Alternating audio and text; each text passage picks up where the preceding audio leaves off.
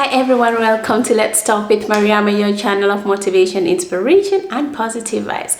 So today I am going to talk about why Europeans or Westerners are uneasy about dating Africans or Black women in general. And so today that's what I'm going to talk about. I know this topic might be a bit sensitive for certain people, but I still think there are things that we need to talk about, and then I'm here to talk about it. So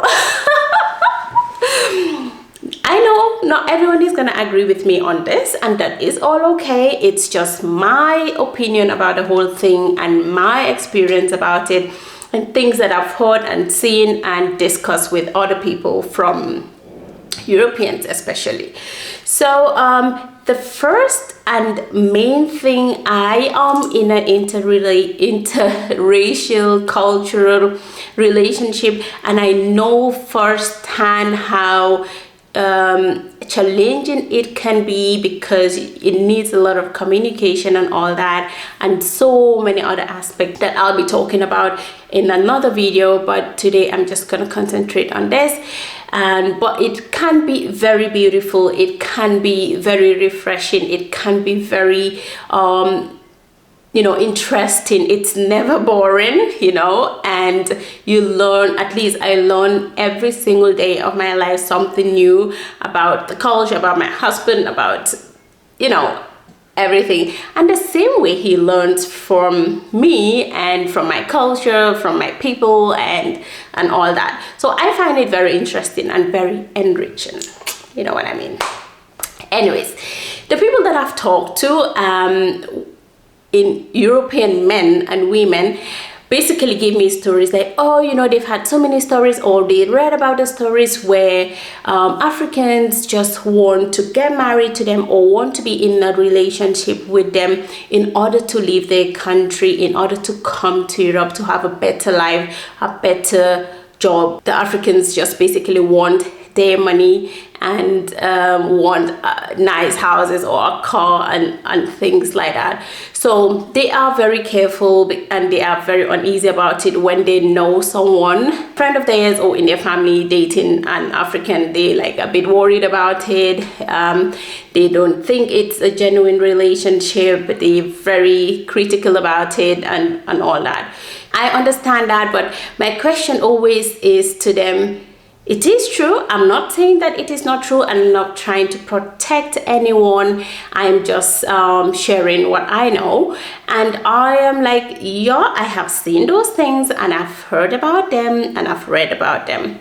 But I've also personally seen people that are in an intercultural or interracial relationships for like 30, 40 years of their lives, having the perfect relationship, the perfect marriage, building a family together, sharing like a family unit, like one together. And so I think it's both ways. As humans, we tend to just basically concentrate on what we want to see, what we want to believe, and we tend to forget about the other side. And I always say, if I would like to reason, I would like to have both sides of the story, or both situations or scenarios, and in this case both of them are possible. It is difficult to say, how do I know this is a genuine person who loves me for who I am and not for what I could provide for him or her, or not wanting any financial gains from this relationship, or having any other motives apart from just being genuinely in love with me. It is difficult, and life is all about taking risks, people. There is no secured situation or no secured life. I mean, even our own lives, we don't have under control. We can wake up being healthy, and 1 minute, 2 hours later, you have a fever, and fever that would never go down, and you get tired, you get yourself tested, you have something serious, an illness that would never be cured, and all that, just like that. That could happen. Or you could just wake up in the morning and then drive your car, or you're in a train or take a flight, and then an accident happens. You don't come back. All these things could happen. But we don't wake up in the morning thinking, oh, would I come back home today? Would I fall sick on the road? Or would I have an accident on the road? Or could I have it? And we wake up with positivity. We wake up thinking, today's going to be a good day. Today's going to be a productive day. And I am going to achieve this and that and that and that. All our activities have been planned. The days have been planned. The weeks have been planned. So I see it the same way when I decide to get into a relationship. It's thinking about the positive things, thinking about what you could do together, how you could be happy, how you could support one another, how you could grow as a unit, as a family, and of course plan for the future. But when I talk to my European friends, what I always say, I plan the future, I have plans and all that, but I still do not think about the future so much that I forget the present. So I leave the present and plan for the future. I think that is fair enough. So thinking about, oh, if I get into it, it's not gonna work. Could it work? Does he or she want my money? Does he or she want to come to Europe and all that? You wouldn't know. But I think if you spend your time analyzing that, you always would miss someone who could genuinely be there for you, someone who could genuinely love you. And talking about the specific situations now, for me, like when I read an article or a paper and I see a European man or lady that is I don't know, 70 years old, 80, who is with a 20-year-old girl or a boy or a man, I'm like, what do you think, Mr. or Mrs.? That a 20-year-old would be with an 80, 70-year-old person because they genuinely love them? It might be. I'm not saying it is not possible, because everything is possible in this world. There might be few, but generally speaking, the reality is it is a no. I have personally lived a situation when I was working in Gambia where an 82-year-old man, we were talking and then he said, oh, I'm inviting you to my wedding. I'm like, wedding? Oh, okay, yeah, that's cool, thank you. And who is the lucky bride? A 20-year-old girl, people.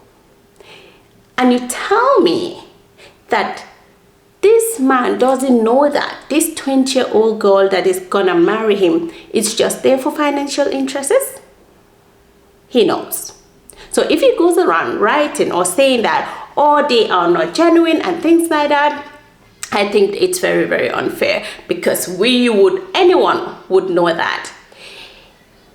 10-year difference, 15-year difference, I think these are possible, because I have to be honest, I have dated older men before and I find them very interesting, and it was great experiences for me compared to when I dated younger guys. So everybody has their preferences, and that is all perfect, but there are certain differences, 40, 50, 60 years differences. I think we don't have to be naive about that. So don't just believe what you read, be critical about it, analyze it, and then make your own decisions. And don't base your decisions, especially life decisions, based on what you read or hear say. Okay, that's my take on that. And I think there are so many signs as well. That's the other thing I find. In any relationship, you kind of like see the red flags. Sometimes we ignore these red flags because we're in love. We ignore the red flags because we just want to be in this relationship, because we hope that it will get better, because we hope that the person will change. But there are certain red flags if things, a man or a woman who is just inconsiderate, doesn't care about what you think, only thinks about themselves, or they just take and take and take and don't give back and things like that. I think you have to also think about it and accept sometimes the fact and discuss it or deal with the situation.